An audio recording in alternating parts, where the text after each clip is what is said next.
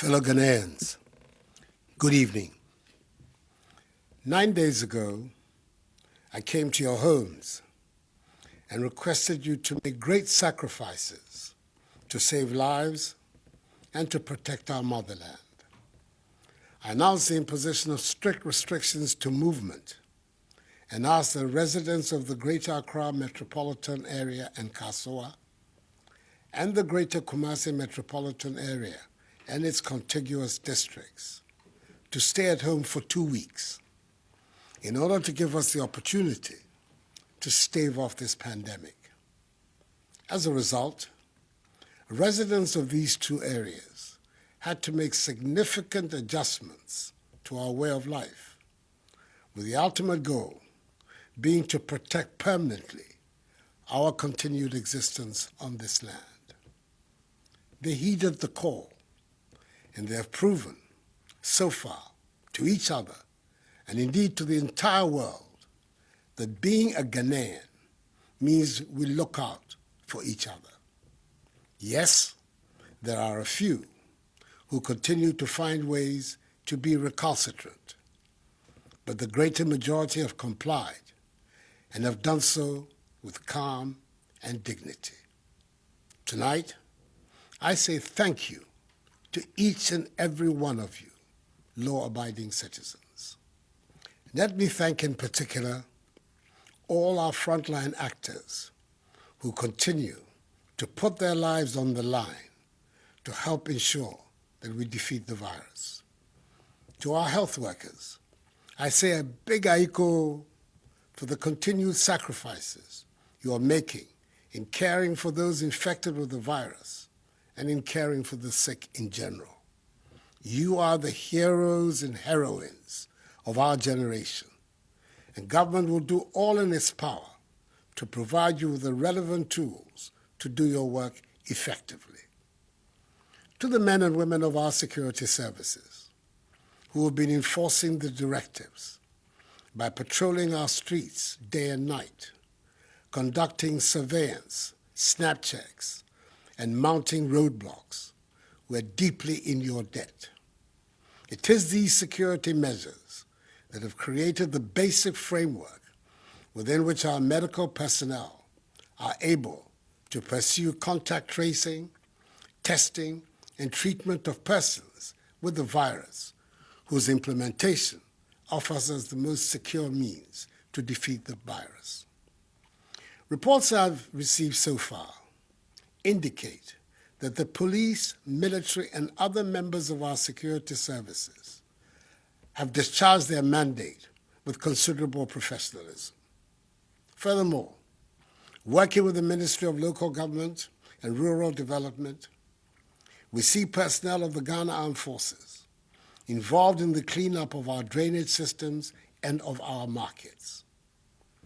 In the very few instances where members of our security agencies have employed the use of excessive force against the citizenry in enforcing the restrictions on movement, the Inspector General of Police and the Chief of Defense Staff of the Armed Forces have taken steps to investigate such incidents, and they have given me the assurance that those found culpable will be duly sanctioned. Thus far, the alleged wrongdoers have been withdrawn from the ongoing exercise. To enhance command and control, more senior officers have been deployed at the operational level, and each member of our security services participating in the exercise has been handed an aid memoir highlighting essentially the guidelines for the operation. However, I'm extremely perturbed by the actions of a few unpatriotic persons who are deliberately passing off and circulating old videos of alleged brutality by members of the security agencies, largely of foreign origin, and presenting them as though there were new incidents by Ghanaian security personnel which have occurred during the course of this past week. It is sad, it is unfortunate, and it must end. We should all be in this fight together, and there's nothing to be gained with widespread fabrication and distribution of such videos, whose sole aim is to create discontent and undermine the trust of the population in the men and women of our security services. Who gains from such conduct?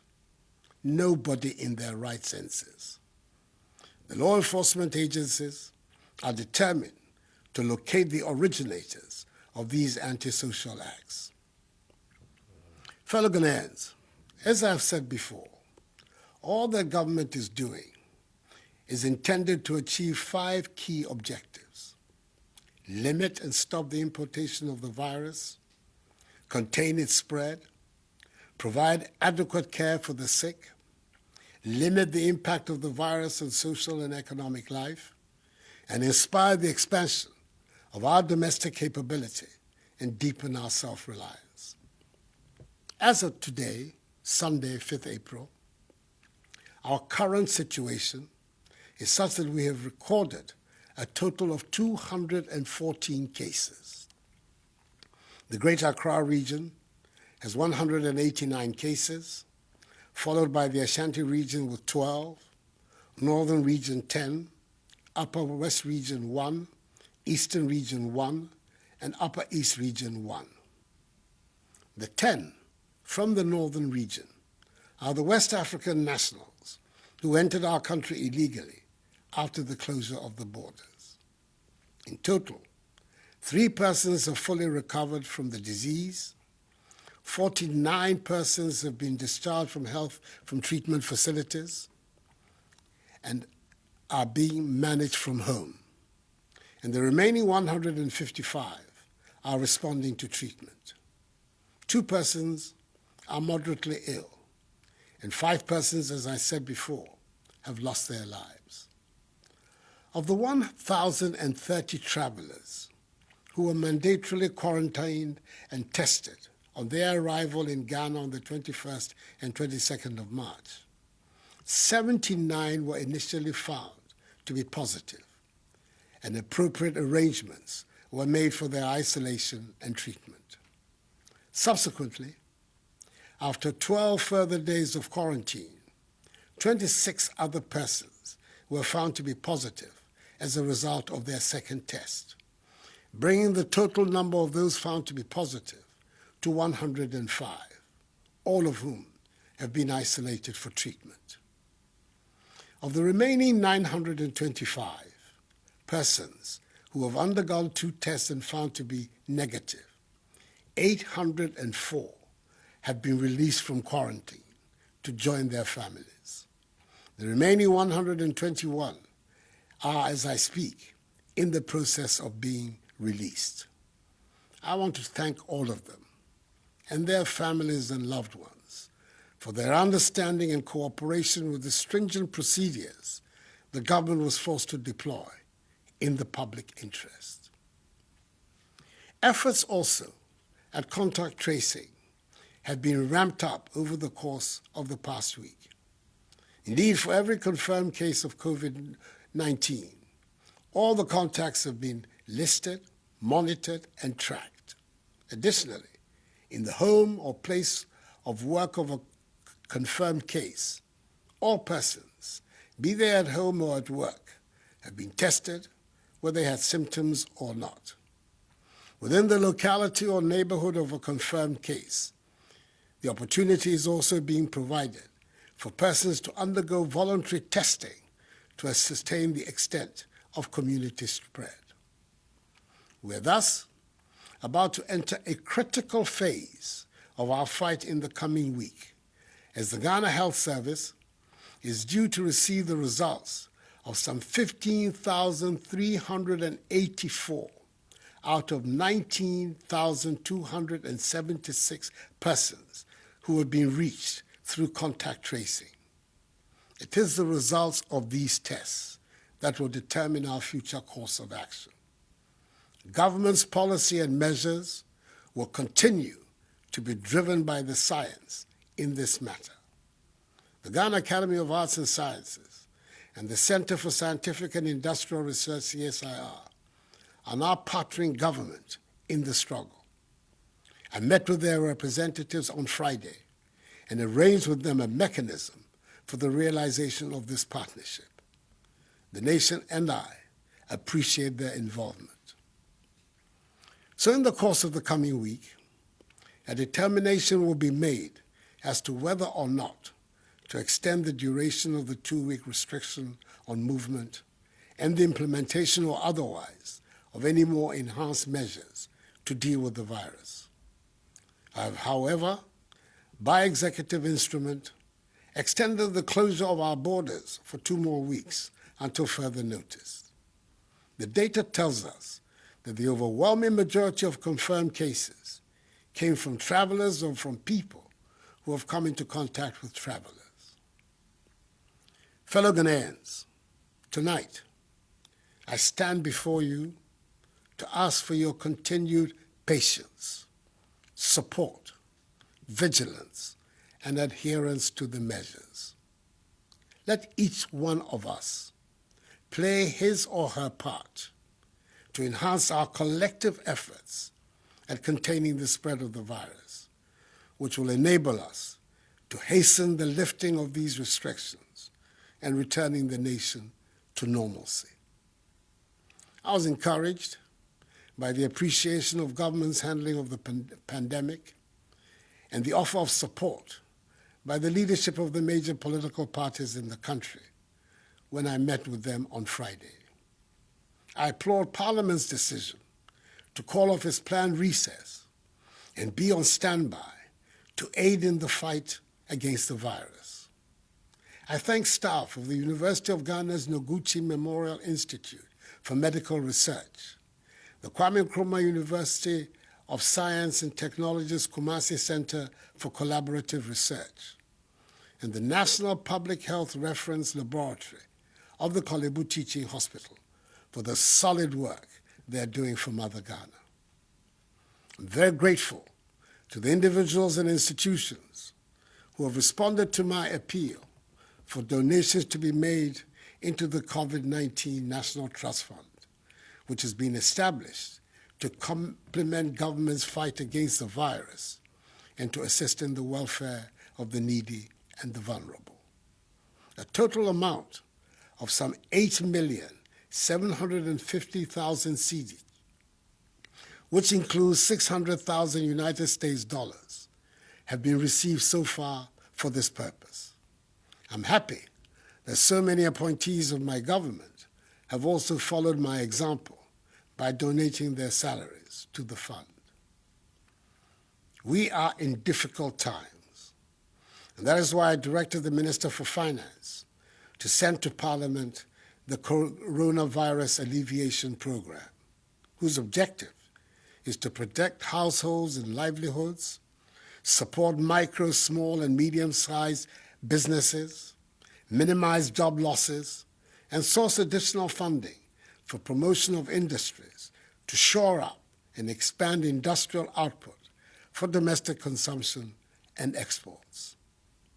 Through this program, the Ministries of Gender, Children and Social Protection, and Local Government and Rural Development, and the National Disaster Management Organization, NADMO, working with MMDCEs and the faith-based organizations, have begun to provide food for up to 400,000 individuals and homes in the affected areas of the restrictions.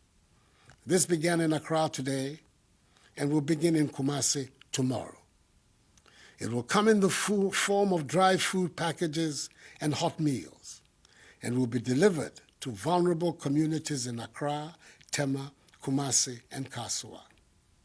Again, the Ghana Water Company Limited and the Electricity Company of Ghana have been directed to ensure the stable supply of water and electricity during this period. In addition, there will be no disconnection of supply. Furthermore, government will absorb the water bills for all Ghanaians for the next 3 months, i.e. April, May, and June. All water tankers, publicly and privately owned, are also going to be mobilized to ensure the supply of water to all vulnerable communities. Government in collaboration with the National Board for Small-Scale Industries, business and trade associations, and selected commercial and rural banks, will roll out a soft loan scheme up to a total of 600 million cedis, which will have a 1-year moratorium and 2-year repayment period for micro, small, and medium-scale businesses. Fellow Ghanaians, it is vital that we protect the lives of our frontline health workers who are risking their lives every day to battle this virus. That is why government is placing a high priority on the procurement of personal protective equipment for them. Thus far, 350,000 masks, 558,650 examination gloves, 1,000 reusable goggles, 20,000 coveralls, 7,000 N95 respirators, 500 waterproof gumboots, 2,000 reusable face shields, 2,000 gallons of hand sanitizers, 10,100 milliliter pieces of hand sanitizers, and 500 shoe covers have been sent to the regional health directorates for onward distribution to the district health directorates for use by our health workers in all the districts. That the Minister for Health is ensuring that they reach the health workers. This notwithstanding, government is aware that more needs to be done, especially in the face of the global shortage of PPEs. It is for this reason the government is actively engaged with local manufacturing companies to assist them in the domestic production of PPEs, and I'm encouraged by the response from the Ghanaian private sector. Domestic production of face masks, head covers, surgical scrubs, and gowns will commence from Tuesday. For example, 3,600,000 face masks will be produced domestically with an output of 150,000 per day. I'm equally impressed with the invention of a solar-powered hand-washing sink by Judose from Kumasi, and the COVID-19 prevention electronic bucket made by Kelvin Owusu Dapa and Richard Boating, both students of Obuasi Senior High and Technical School. Necessity, indeed, is the mother of invention, as the Ghanaian sense of enterprise and innovation is beginning to be felt.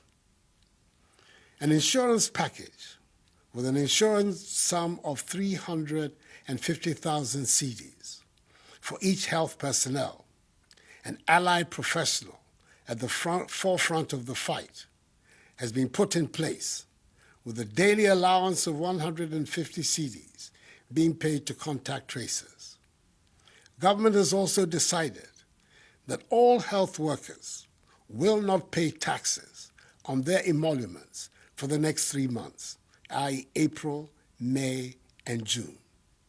Furthermore, all frontline health workers will receive an additional allowance of 50% of their basic salary per month, i.e. for March, April, May, and June. The March allowance will be paid alongside that of April. The Ministry of Transport is also making available, for free, Ayalolo buses to convey health workers in Accra, Tema, Kumasi, and Kasoa to and from work along specific routes for the entire duration of the restrictions. I'm happy that operators of public transport, such as trotros and taxis, are largely adhering to the admonition to observe social distancing in their vehicles. Each one of them should do so. Towards ensuring the cleanliness of our country, especially in the Greater Accra and the Greater Kumasi areas, which are currently the subjects of the restrictions, the Ministry of Sanitation and Water Resources, together with some 400 personnel drawn from the police, military, fire service, and prison service, from Friday, 3rd April to today, Sunday, 5th April, have embarked on desilting our gutters, collection and disposal of garbage from homes, public places, markets, and vehicle terminals. We must ensure that the end of this exercise will lead to a new attitude towards cleanliness in our surroundings. That would be a positive legacy from this crisis. MMDAs outside the areas affected by the restrictions have been directed to emulate this cleanup exercise. As of Saturday, 4th April 2020, markets and lorry terminals in 13 regions have been cleaned and sprayed, with the 3 other regions set to follow in the coming few days.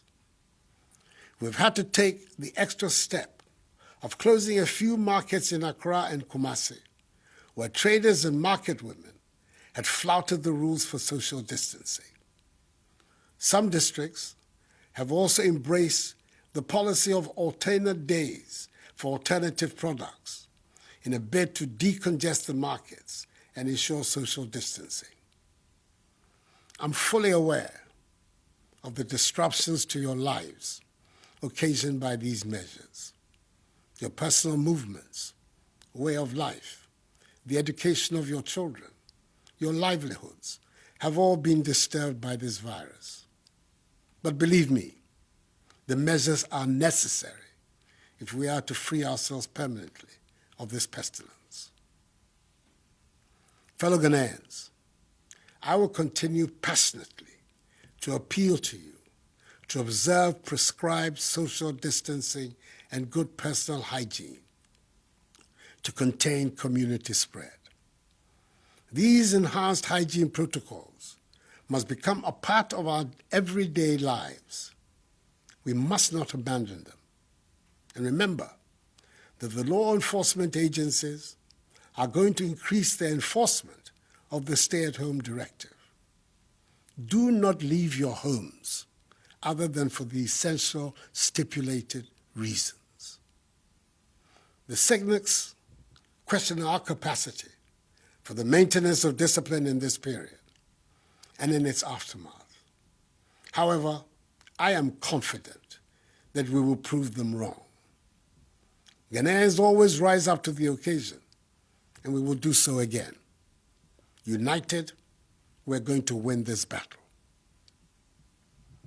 I'm privileged to be speaking to you on a sacred day of the Christian calendar, Palm Sunday, which ushers in the Holy Week to commemorate the passion and sacrifice of Jesus Christ. Let his example unite all of us, Christians, Muslims, all Ghanaians, in our care for each other and in our resolve to overcome this challenge. This too shall pass. Together, let us ensure that the scourge of this virus becomes nothing but a temporary blip on the fortunes of our nation. And we will go on to realize the vision and aspirations of our forebears who envisioned Ghana to be a free, democratic, prosperous nation, the beacon of freedom and justice, the Black Star of Africa, the harbinger of a new black civilization in which the dignity and prosperity of black people everywhere are assured. May God bless us all and our homeland Ghana and make her great and strong. I thank you.